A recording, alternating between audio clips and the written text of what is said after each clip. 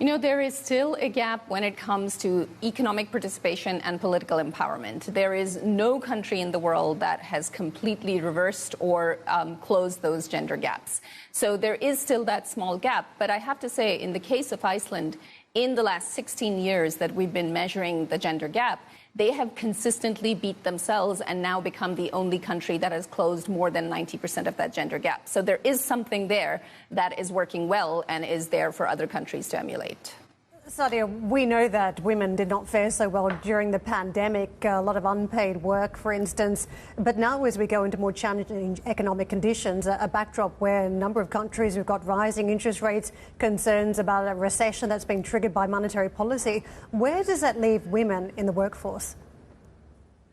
So it's very clear that the care infrastructure problem that existed even before the pandemic just became a whole lot worse. Before the pandemic, women were spending about 90% of their total, 19% men were spending of their total work time on unpaid work, women 55%. Now, we haven't found that solution to care infrastructure, and governments need to think of that as an investment.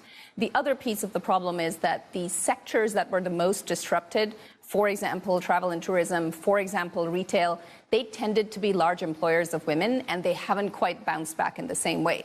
And then the third thing is, where are those future jobs coming from? And those tend to be in sectors like technology, like manufacturing, and they're simply not the ones that have the largest pipelines of women coming in.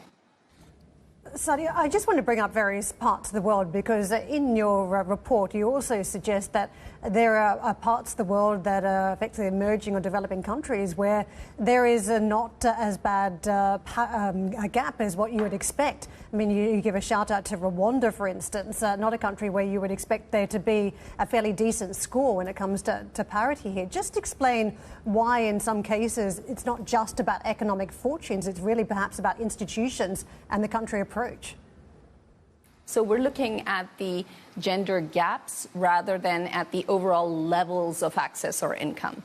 And so that essentially means that poor countries and rich countries, middle-income countries, it really depends on how well they're doing in terms of closing the gender gap. So to give you one example, when it comes to women in C-suite positions, in senior leadership positions, a number of African countries are actually doing fairly well because they are placing more women in those leadership roles, whereas the global average happens to be around 33%. So it really depends on where you are in the world and how much effort institutions and organizations are making to ensure that there is equality and a similar path to leadership.